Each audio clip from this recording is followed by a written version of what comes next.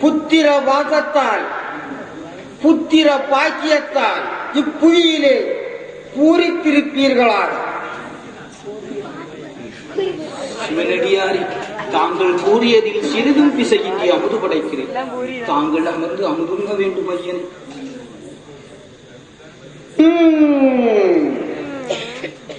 ஆகட்டும். முதலிலே தலைவாழை இலையை போட்டு சம்பா சோறிட்டு பிள்ளைக்கறியை படையுங்கள்.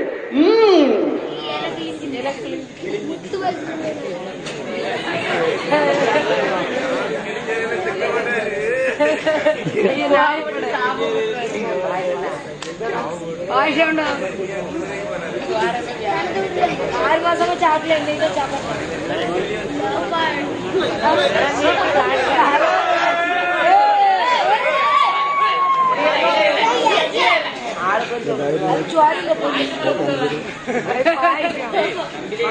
உள்ள போய் சாடுங்களா என்ன பெரிய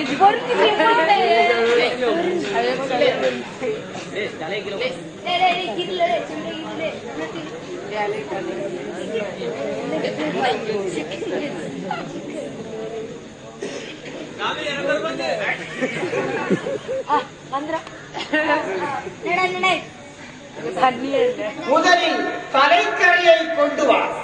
சுவாமி, தலைக்கறி அமுதுக்கு ஆகாது என்று அகற்றிவிட்டேன். அகற்றிவிட்டாயா? தலைக்கறியை அகற்றிவிட்டாயா? ஐயோ, தலைக்கறி இல்லாது நான் அமுது உண்டனே இல்லையே.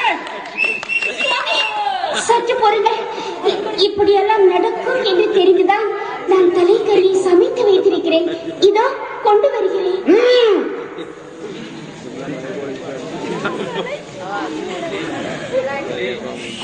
சாம்பார்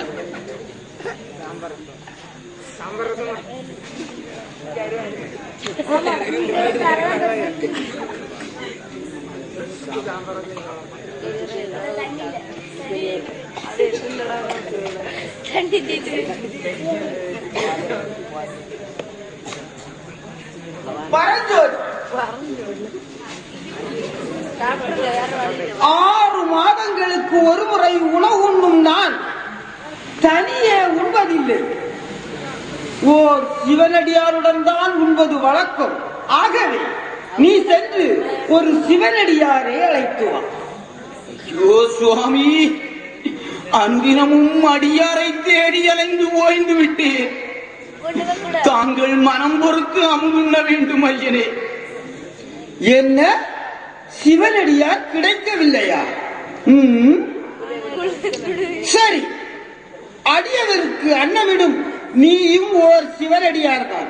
என்னுடன் இருந்து அமுதுண்ணுக. தங்கள் விருப்பப்படியே செய்கிறேன் சுவாமி.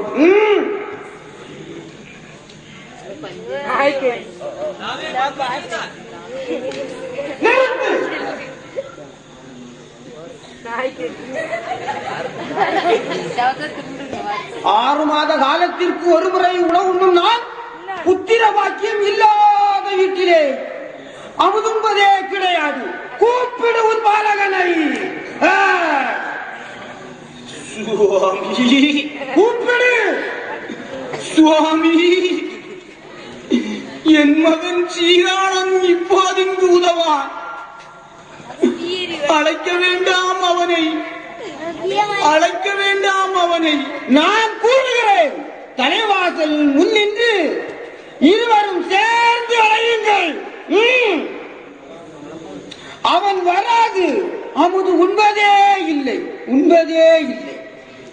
நங்கையே, ஈசனிட்ட வழி வா தலைவாசலுக்கு.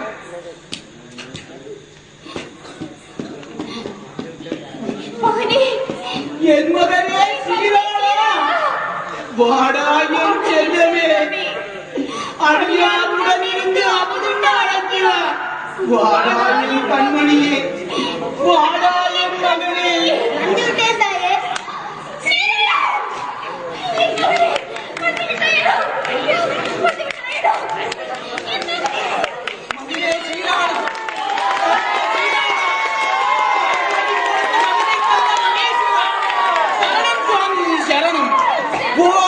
நமச்சிவாய, ஓம் நமச்சிவாய. மகனே வாடா, அடியாருடன் இருந்து அமுதும். ஐயோ, இது என்ன சோதனை? இறைவா, அடியாரை காணவில்லையே.